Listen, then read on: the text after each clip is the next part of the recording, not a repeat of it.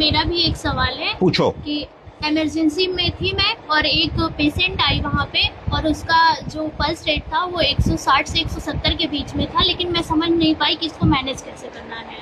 अच्छा सवाल है। कई बार ऐसा होता है कि इमरजेंसी में हमारे पास एक मरीज आ रहा है जिसकी दिल की गति बहुत तेज चल रही है। दिल की गति तेज चलने को क्या कहेंगे? टेकीकार्डिया। टेकीकार्डिया। दिल की गति धीमी चलने को क्या कहेंगे?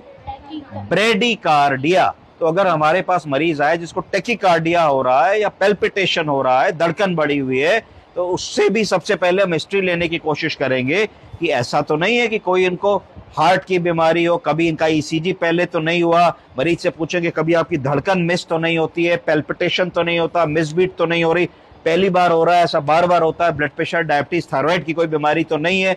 मोटी मोटी बात हम समझेंगे टेकीकार्डिया पेल्पिटेशन के क्या क्या कारण हो सकते हैं। सबसे पहला कारण हो सकता है कि मरीज डिहाइड्रेटेड हो। अगर मरीज का बीपी कम होगा तो कम बीपी को कंपेंसेट करने के लिए दिल तेजी तेजी से धड़केगा। दिल तेजी तेजी से धड़केगा तो पल्स रेट बढ़ जाएगी, है ना।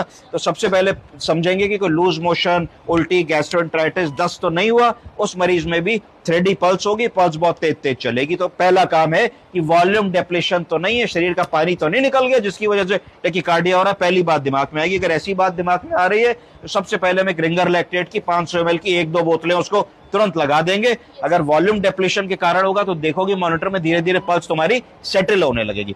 दूसरा कारण, इन्फेक्शन या सेप्टिसीमिया अगर हो रहा होगा और उसमें भी बीपी लो होगा और उसमें भी मरीज को पल्स बहुत ज्यादा होगी। अगर वैसी सिचुएशन होगी तो बहुत ज्यादा फ्लूइड नहीं लगा पाएंगे, क्योंकि इन्फेक्शन और सेप्टिसीमिया में फिर तुमको बीपी बढ़ाने के लिए दूसरा रास्ता इख्तियार करना पड़ेगा। इसका मतलब वेजोप्रेसर्स लगाने पड़ेंगे, ऐसी दवाएं जो ब्लड प्रेशर को सपोर्ट करेंगी, यानी कि डोपामीन, डोब्यूटामीन, नॉरएड्रेनालिन, वेजोप्रेसिन, एड्रेनालिन, इस तरीके की दवाएं। तो जैसे ही तुम इन दवाओं को दोगे तो कार्डियक फिलिंग इंप्रूव होगी। कार्डियक फिलिंग इंप्रूव होगी तो बीपी इंप्रूव होगा और पल्स सेटल हो जाएगी।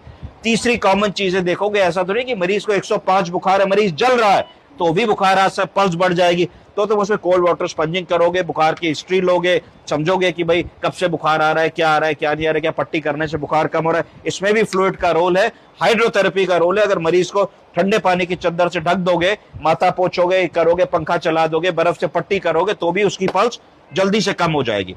इसके अलावा दर्द या पेन, पेन एक ऐसी चीज होती है, अगर मरीज को कोई डिस्ट्रेस है, पेन है, कोई ट्रॉमा हुआ है, कोई चोट लगी है, कोई हड्डी टूटी है, कोई और ऐसी प्रॉब्लम हो रही है तो भी मरीज की पल्स बढ़ जाएगी। तो देखोगे पेट तो नहीं फूला है, एब्डोमिनल डिस्टेंशन तो नहीं है, गार्डिंग तो नहीं है, कोई परफोरेशन तो नहीं हो गया, कोई एब्सेस तो नहीं है। पैरों में कई बार ऐसा होता है, बुजुर्ग लोग आते हैं उनके पैरों में बड़ी